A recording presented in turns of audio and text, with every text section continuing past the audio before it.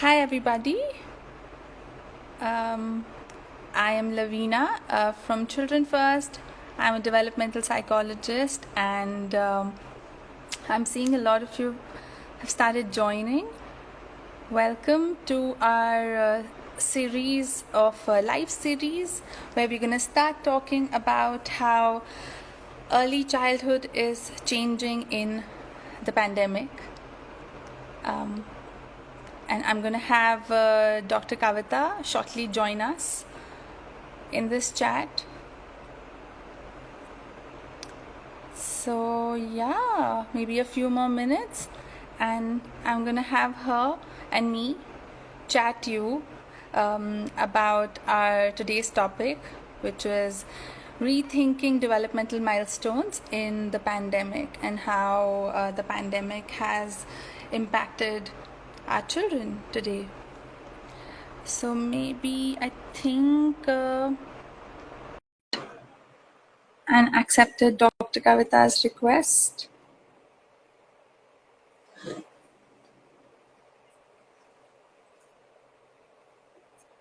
Hi, Dr. Kavita. Hi. Just trying to create a balance. No pun intended. Yeah. Can you hear me? I hope people are able to hear us. Yes, I can see people starting to say hello. Hi. Hi, everyone. Hi, Samini. Hi, Nisha. Hi, Sakshi. Kasturi's there as well. Hi, Priyanka. Yes, I'm going to keep saying hi like this, Lavina, unless we start talking. unless we start talking. Okay, great. I was Yes. telling our listeners a little bit already today that we are starting to talk today about how early childhood is changing in pandemic, and we're going to do a live series of lives. We're going to have a couple of lives in the next few weeks, and today's topic is rethinking developmental milestones in the pandemic and how the pandemic has in different ways impacted our children, especially in the early years. So maybe, just we'll pick it up from the point that since the pandemic has begun, I guess we all have been impacted and affected in many, many different ways, right? So, especially if I think about it, like going in a pandemic and then like in a lockdown and then coming out of a lockdown and then going in one again. I mean, multiple transitions, multiple kind of losses. I mean, it's never ending. If we can just like think about it, it feels like a lifetime in its own. And but today, without getting and without digressing too much, I mean, if we can put the focus and almost like the spotlight on our little ones and seeing that has it affected them, and if the answer is yes, we would want to take this opportunity or this chat today to start this dialogue about it and think with our community and you all who are listening to us today, think with all of you, for all of us, that what can we do for our children at this point, if we can. So yeah, I mean, inviting you, Dr. Kavita, for your thoughts. So there are many thoughts, and I think one of the primary thoughts right now and in the last few months has been that the really young children, our population of, let's say, the under 7 or under 10. Oftentimes we say that in their development, how they talk about their experience of the world, or even in the non-verbal phase, how they manifest, how they're experiencing the world, is something that is very new to us as adults. There's been a lot of sort of speculation, and then neuroscience has discovered a lot in the last couple of decades, especially about what's going on in the early childhood brain. And keeping that in mind, Yeah. keeping that in mind, if I think about how then is this 15, 16 months a little bit more impacting the ones who are maybe, for example, now 3, or imagine the little ones who were born during the pandemic. And Lavina, you've got one of them. You've got one of the one of our babies, yeah. And is there something that's going on that's impacting their development? So, I mean, one of course is the environment. The environment has changed massively, but it's not just the physical environment. It's the entire sort of focus or mindfulness or prioritizing by adults that has also changed, because I think the pandemic has taken our minds so much. It has just led to us thinking so much about safety, about responsibility, about what's important to us. And I wonder what the little ones see. So, I mean, I wouldn't go so far as to say we know that it is changing and how, but I do suspect, I agree with you. I do suspect that this period of about 17 months or so is going to have long-lasting effects. Some of them, I mean, there's no way to judge whether they will be positive, negative, or whatever. I don't think I'd like to put in words to judgment, but I do think that it would be excellent to put our minds to thinking what we know already about early childhood and seeing in terms of the context and the circumstance, and try to put our heads together to say, can we look at both of these and say, we do know that experiences will bring architecture. This is something that is now well known. Even in the early years, it is not just DNA, it is not just genetics. A child's and development is it's crucially determined by their early childhood experiences. And if we know that, and if we know that what's happening outside is so important, then can we try and also figure out what is really happening to someone who's less than 7 right now. And I think that's one of the things I'd like to discuss. Some of them are observations, some of them are nuggets of experience that families have shared with us. And I think that's Dr. Kavita, we're getting messages that your voice and video both are breaking slightly. I hope people are able to hear what you're saying. Okay. Because it's a lot of valuable stuff that we're sharing right now. And would you be able to check a little bit on the internet? Yes, I can. Let me see if I can change the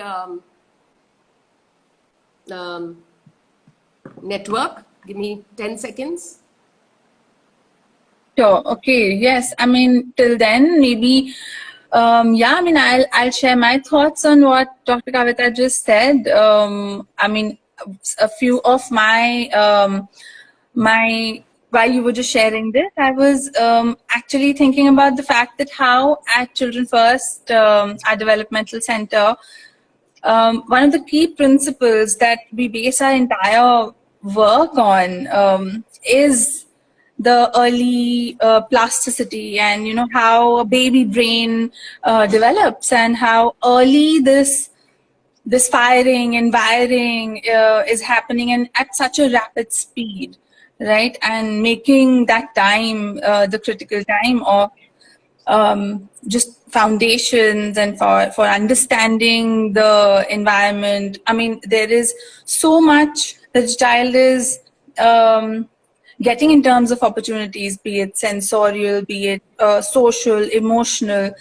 And while we are seeing that as getting completely shifted because of what you said about prioritization, about suddenly putting safety, and I mean, it's only that much one can do at a given time, and as families gear towards sometimes survival, sometimes making sure that everybody in their family is safe.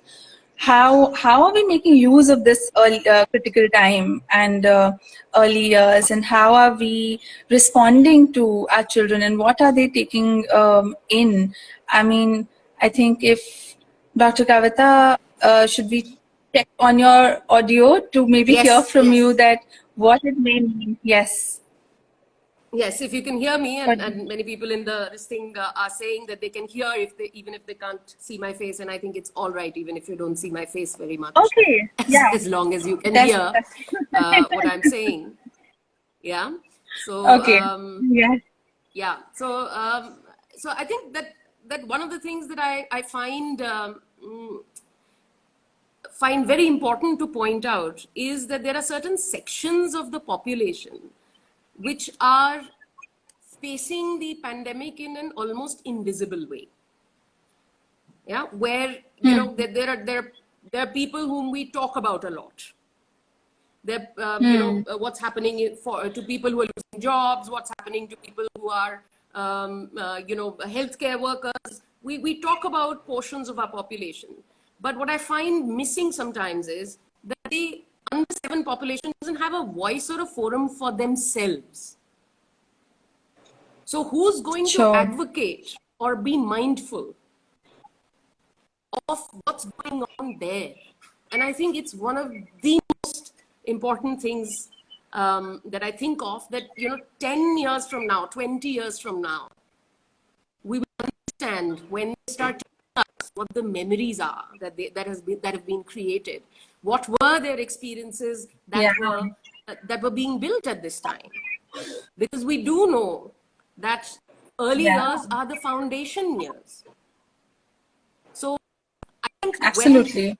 thought strikes me, or when I reflect on that, I wonder how mindful as a community we are being about what our under 7 population or under population is seeing, is experiencing, and watching. So sometimes I just tell myself, what is this 3-year-old's gaze seeing right now? What is their concept of the world, in which 15 to 16 months, this is what they've seen. So 50% of their lifetime, and these are the foundation years, this is what they're seeing. So I think that's the impact that oftentimes I look at, and that makes me feel, this is urgent. They're not going to think about this. They don't have a voice. Somebody has to start speaking up. Parents are suffering anyway. There's so much to do for parents Yeah, of the young ones. Oftentimes, I think yeah, one of the things that parents and families tell us is that there is so much to do, that now to think of how to create opportunities which are different. Going back to what used to be, there were so many ecosystems and opportunities created for the underserved population in the world outside. Yeah, there were rhythms. There were, children would go to preschool. There were parks. You would go out for walks. You would go out for play dates.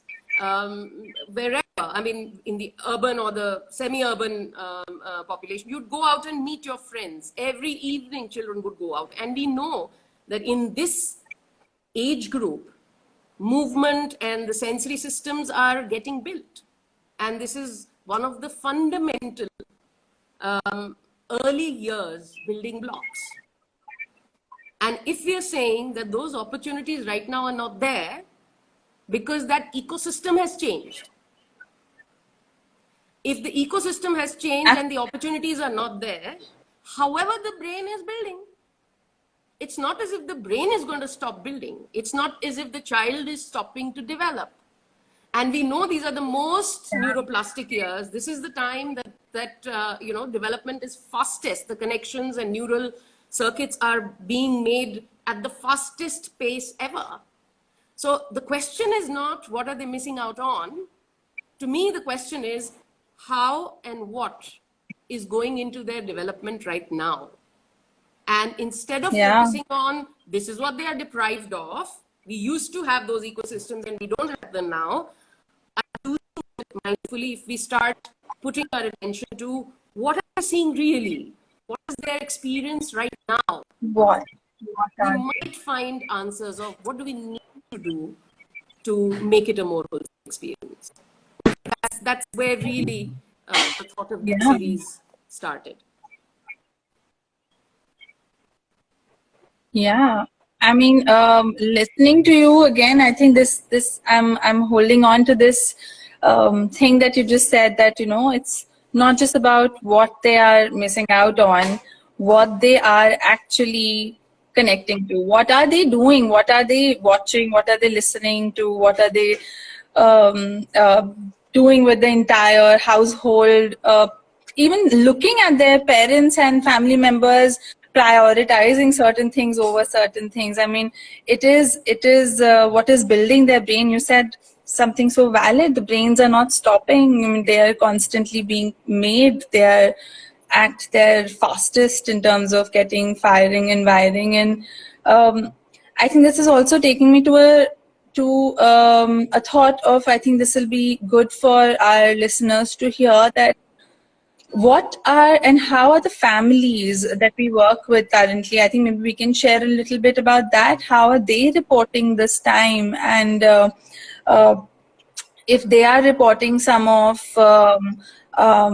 how these children and their experiences in their families either changing, or what sort of concerns are they coming to us with? I mean, if I think it'll be helpful for us to share that a little bit. I was thinking at this point, you Sure, want to sure. share some Sure. of them? Yes, yeah. So I mean, there are many examples, but one that while you was,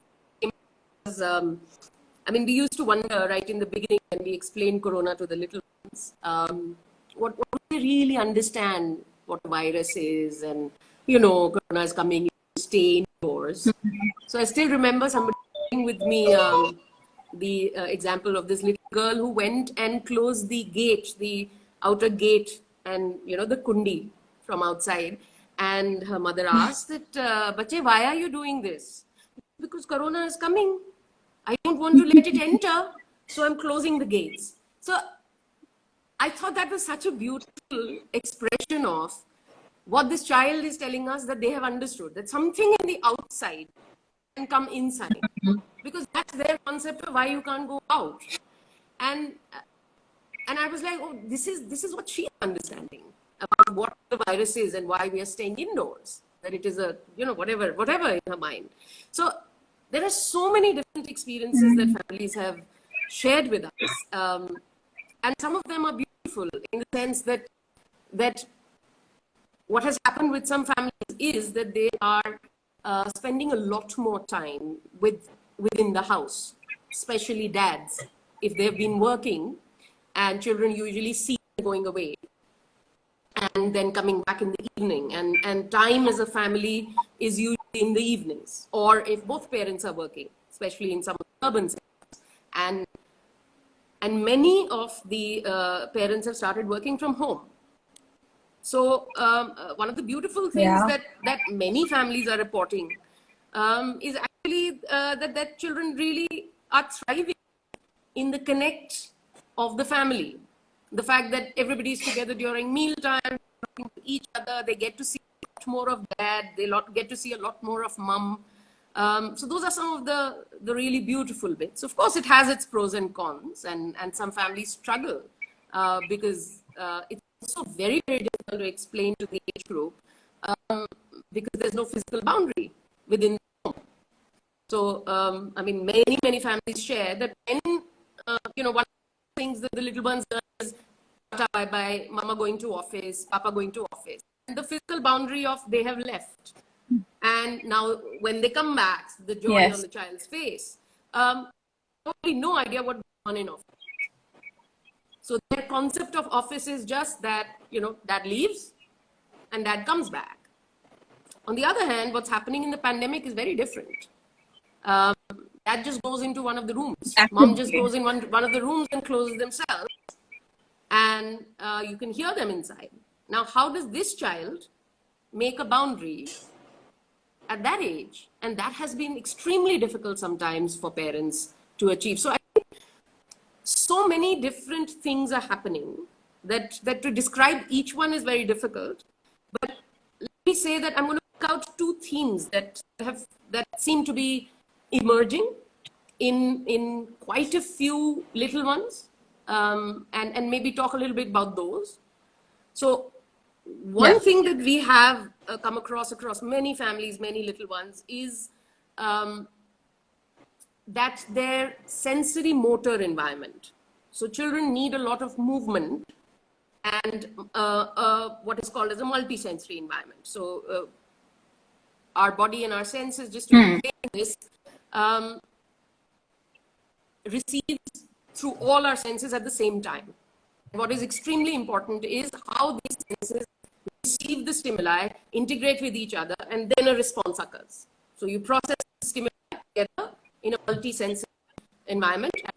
And this is drastic change, because if you see, even if you go out for a walk and you're out on a busy street or whatever, there's so many different stimuli. You have different noises. You have the cars honking. You have maybe a stray that you see. You're going to have to stop your body several times. You've got to change posture several times. If you're traveling in a car, you will probably have a break, and your posture will go back and forward. And sense will be, you will bend down, you will stand up. So even half an hour outside, the amount of sensory stimulus that a child or an adult receives when they're inside for a prolonged period, this has completely changed. The environment is absolutely different. Now, the brain is developing. 100%.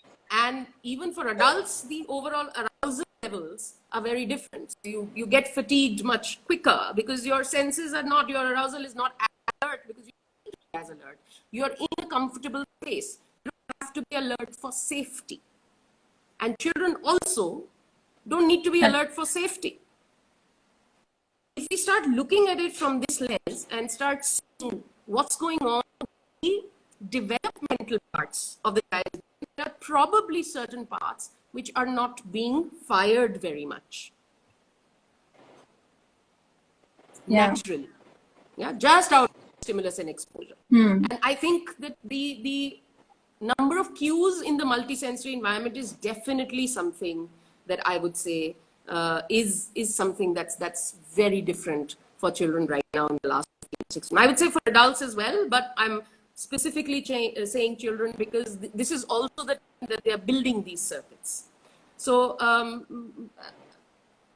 would there be, when they do actually go out, would there be a period of time where they would need to integrate all the multisensory input? Would it be too overwhelming? So I can give you my example as an adult, which is why I'm trying to extrapolate this with children, that after about the 40-45 days of staying at home, when I went out, I found the noise overwhelming completely. Right. And you go back in and you're exhausted in one day. And this was something that I never used to feel. We used to go out every day. So I'm wondering what's happening to a 3-year-old or a 6-year-old's brain, where these are the senses that are actually developing. So I think there's a lot of the, common sense and neuroscience should be able to tell us that there's a lot of different bits of wiring going on right now, especially for all of us. I think somebody, Shelja, saying that, even for adults, it's changed. But I think that's what makes it so important to consider what's going on in children. And I really this think made me think about some of our listeners are also sharing a little bit about how crowds are overwhelming them now, and somebody would say that they're visually overwhelmed due to the input.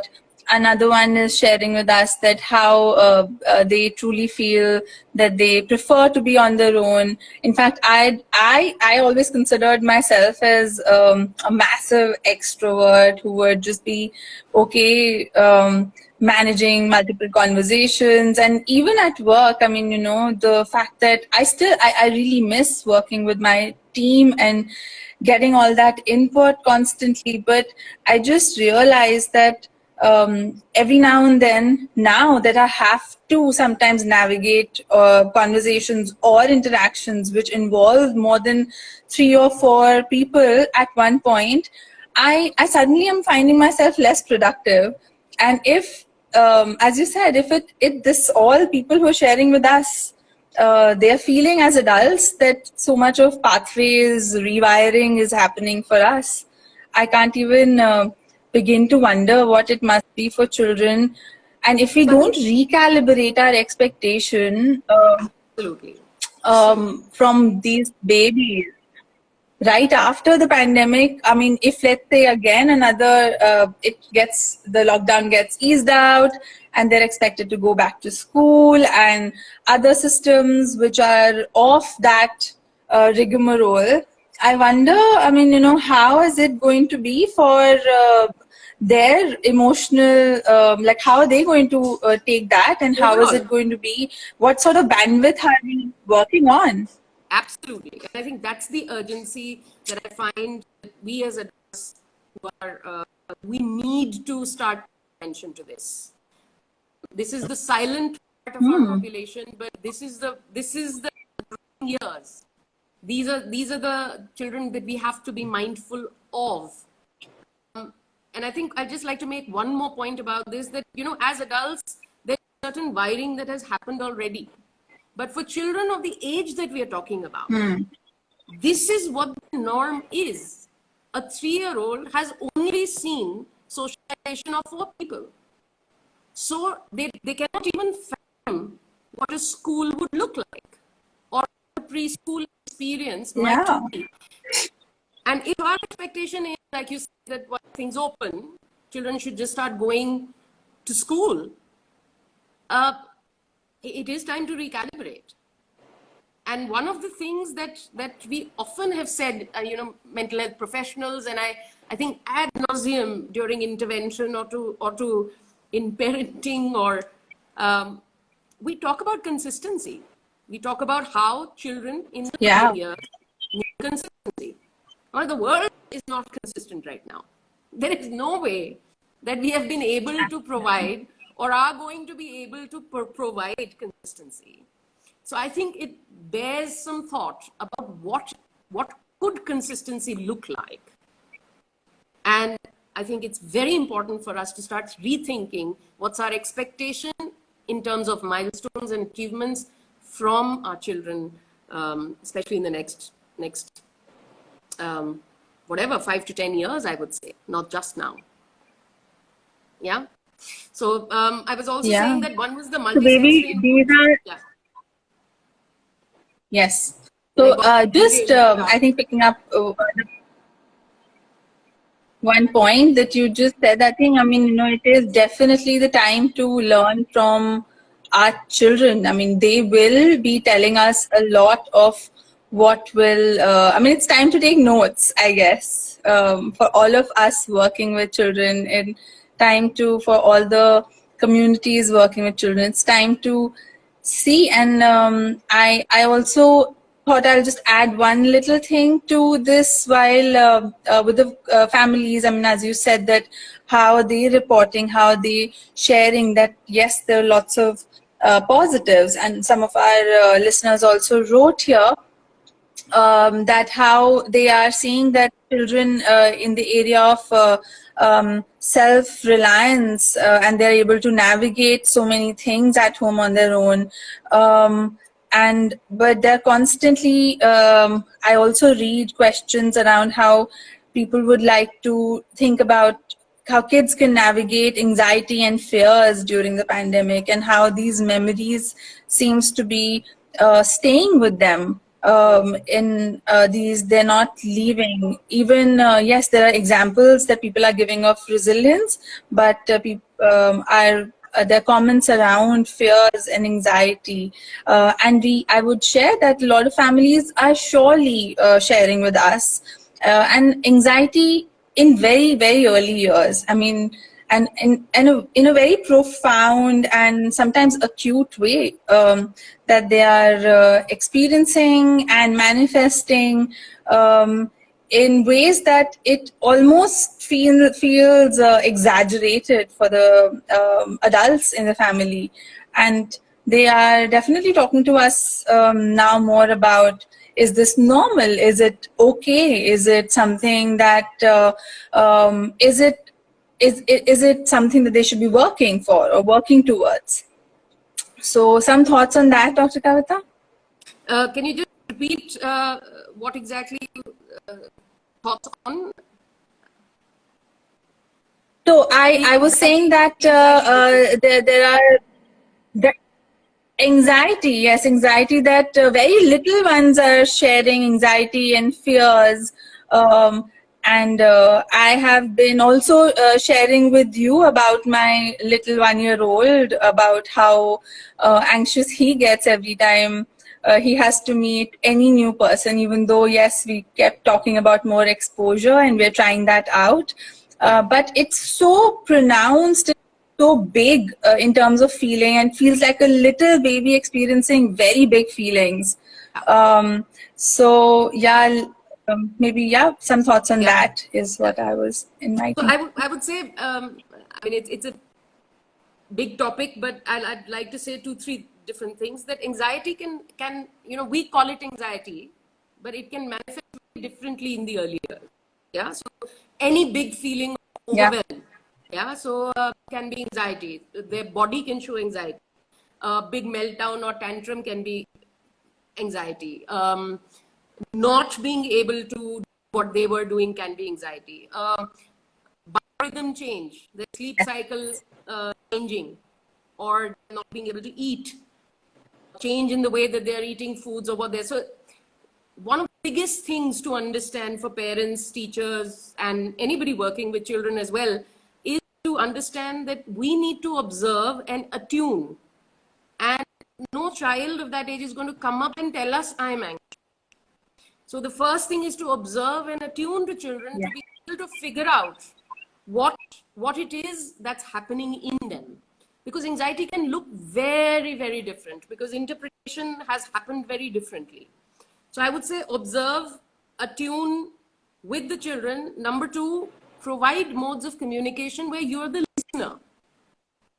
Because it's not about telling them in the first place. It's about us understanding what's happening in their inner world by attuning and listening to them. Absolutely. And providing lots of opportunities to express, maybe by drawing, by painting. So I tell families, please make a small corner for children, provide all kinds of messy colors to play with over there. They should know here they can come, sit down, whatever big feelings they are feeling at that point of time.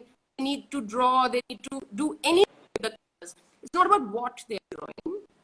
Remember, this is not about the outcome. Yeah. Please do not correct them. Please do not tell them this should have been like this, or color between the lines, because this is not about the outcome. It is about expression. So make lots of opportunities for expression through dancing, through emotional expression through the body and through the arts. And another big thing that helps all of us if we are anxious is, anxiety usually is coming from uncertainty, things you can't control. And children often are being seen as passive recipients of the pandemic right now. What is really in their control? They're being told, you can't go to school, you can't go out, now you can go out, now you can't go out, but mom will go out, dad will go out, you will not go out. It almost seems like there's nothing they can do. So helping them understand what they can do to take charge of their lives. It could be something as simple as, I will decide where I will sit at the dining table today. They decide where you're going to sit. They are going to decide what mama to wear today. It doesn't matter. Give them things that they can do to make them feel in control of their life. It could mean, okay, what are you going to wear today? What are you going to eat today? What are you going to do to help the household today? It doesn't matter what the age of the child is. Can he go and put his plate in the kitchen? Can he go and lay the table for himself? Yeah, what can they do for Corona and the pandemic? They can wash their hands. They can be responsible. They can learn how to put on the mask. There's so many things that children can do to feel that they are doing their bit to contribute. So this sense of agency is so important to control anxiety. Yeah. And the fourth thing I would say is be a model. Please look inwards. If you are anxious, you don't need to say it to your child will know. Anxiety is contagious. All of us know when somebody in the room is anxious, they don't need to say it. There is something in the air. It is contagious. It is infectious. Not like corona, but you can observe from afar when somebody is anxious. So don't lie to your children by saying, I'm not anxious. If you're anxious, work on yourself, Yeah. please. Calm yourself down. It is not wrong to be anxious. It is not possible not to be anxious. We are all human.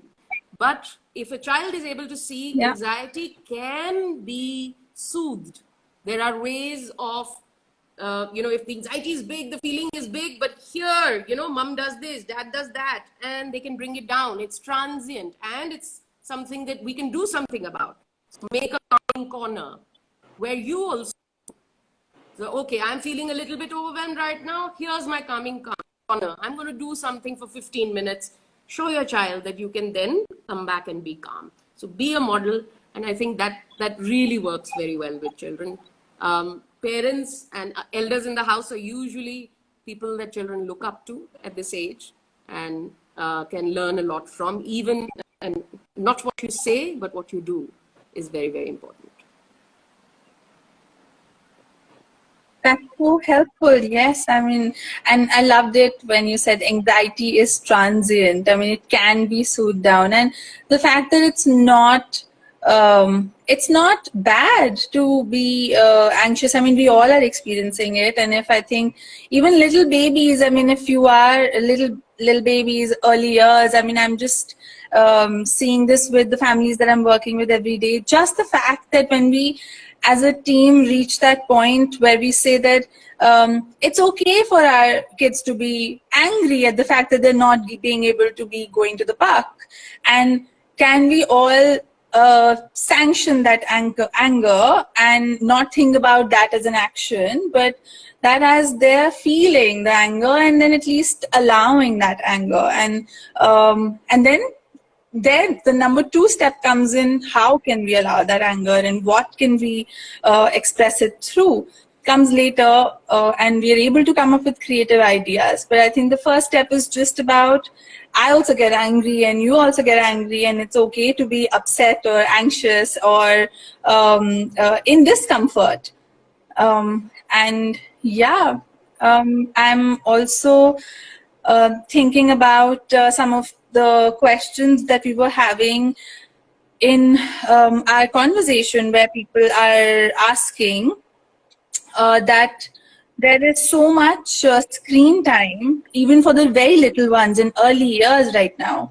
And while that screen is also, we know, I mean, in our chats, we are realizing, and what you just shared in great detail, that how our brain is getting wired in early years, and neural wiring is happening through all the sensory stimulation. And if a large part of our day is through screens, that is adding to our brain wiring, right? And some of our listeners are asking, is this possible to be undone, or what sort of impacts it may have, and how can we be mindful about it? So that's a pretty big question, and I don't think it applies only to children. I think it really is across the age span right now. And there are so many good things that technology and the screen has done for us. So I don't think it's really about screen. And I would say that going with the thought that the screen or screen is a tool or a platform, don't hand over agency to something out there. It's about how we use it. How mindful are we going to be? So if I'm presenting to a child that you can't use this because screen is bad, I'm also taking away agency, isn't it? That I can regulate my time with the screen. It's like saying, if I put a chocolate in front of you, you'll only have the chocolate ever. The problem is the chocolate. But it isn't. It's also about how I'm going to use it. Yeah. So I would say that sometimes just saying screen time and the quantity and duration of it is what we should talk about. We no longer have that luxury. Times have changed so rapidly that whether it is online education or it is socializing or it is, learning, it's all through the screen right now. So it sounds hollow if we say So to children, don't do this, because what else are they going to do? So instead of saying, don't do this, I often speak to parents. For some families, this is working better, that we actually figure out what we want to put into our day. So, for example, we've sort of come up with this term with one of the little ones who's also very into nutrition, said intermittent screen fast. So there's a number of hours in the day where the family does intermittent screen fasting. So these hours in the day we are not on the screen, or we are not on social media, or whatever it is. So, but the entire family does it together, or they've got days when they're going to do it and whatever. So instead of saying don't do this, it's much better to say, let's say 6 to 7 p.m. is no screen time. And at that time, what's the family going to do? And make at least one meal a day screen free. Again, there has to be on the parents as well. There has to be modeling everything at home, because I think oftentimes we keep telling children not to view the screen.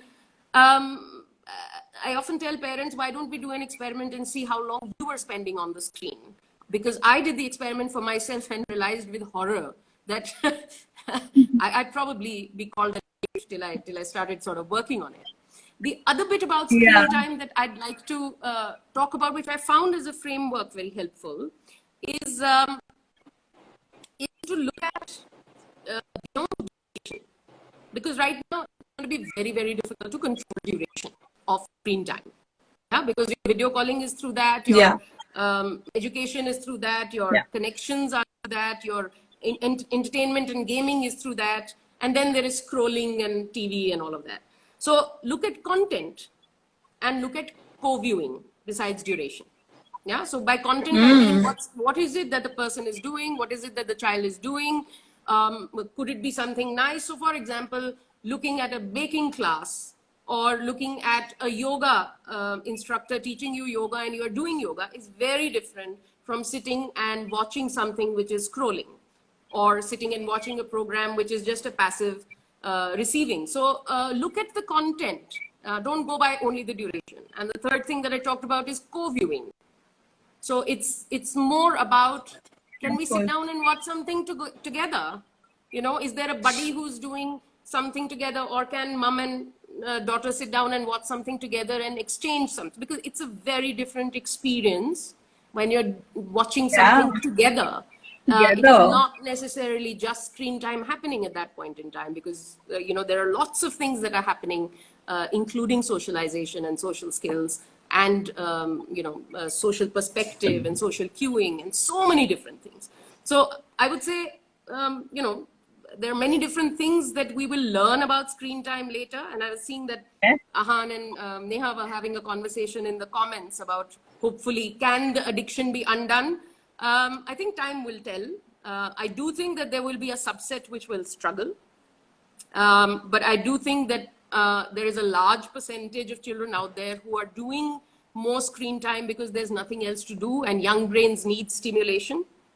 When there is more to do, many of them will actually leave the screens aside, and because the brain wants to grow in all kinds of directions at the younger age. However, I do suspect there will be a subset that will struggle with addiction. So I think time will tell. Okay, thank you for this. I think we should use this as a framework. It's pretty cool.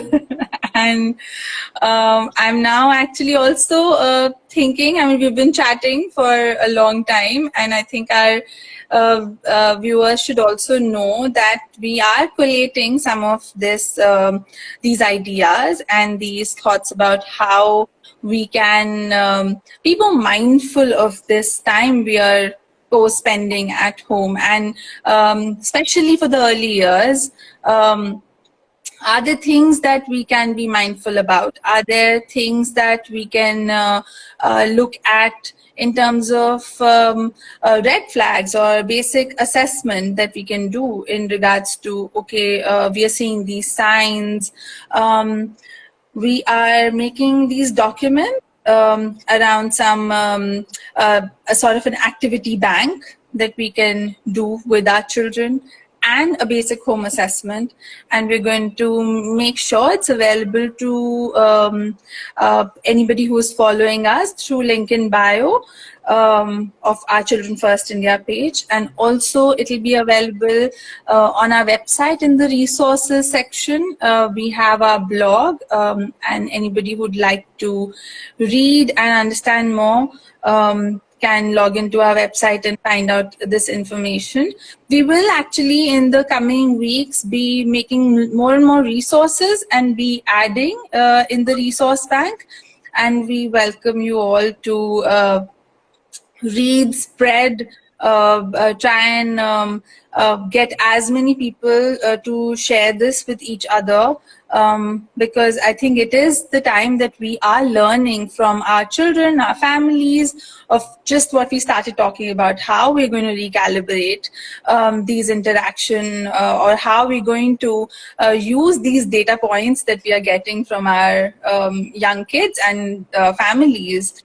And we feel very privileged to be able to do that, and we would really like to share it with you in every way possible. Before we go, Dr. Kavita, would you like to share something more? I'd just like to say one thing, that some of these resources we've made keeping our experience in the last 15 or 16 months in mind, because we've had to recalibrate a lot of things. And we've also developed in the last 1.5 years, through our thinking and through sharing of experiences, a few online programs. I'm glad to say that some of them have been found to be quite helpful to families. So please do see, there are parent-based interventions, and there are just online programs, and we also do groups. And we have been finding that children respond very well, even online, if they understand, because they're seeking community, they're seeking socialization, and they really enjoy seeing another peer in their own home, because that's something they really miss. So having group settings which are online in the absence of other peer connections is so important. So if a child is seeing another child in their home, playing with their mother, I think that's one of the places that we should be able to mindfully give our children right now, especially the ones who are just not being able to go out and have any peer interaction. So please feel free to look at all the resources on the website, blog, and our YouTube channel, and write to us if you feel that there are things you wish to share or wish to tell us. Dear, yeah. I think there is a question saying, can Thank you see so it much. in a group setting with similar needs? Yes, absolutely we can. We've been doing the groups for a while now, and please get in touch with us, DM us, and we will see. We've just finished 2 groups, one under 6 population and one 7 to 10-year-olds, but we are going to be doing more. Yeah, we will. And yes, I mean, I think a few more people are asking about our groups or such interactions. Please, gifted or ADHD, absolutely. I mean, you definitely get in touch with us about the needs and the ideas that you want help towards, and we would get in touch with you. Thank you all for logging in, and also stay tuned with all the sharing that we're doing on our Instagram channel. We will be sharing about our next live from the series of how early childhood is changing in the pandemic, and we will be continuing the dialogue as much as we can and keep sharing with you. Thank you so much. Thank you, Dr. Kavita. Thank you, everyone. Thank you, everyone. And please take care of yourselves. That's primary, safety first. Stay healthy, be well.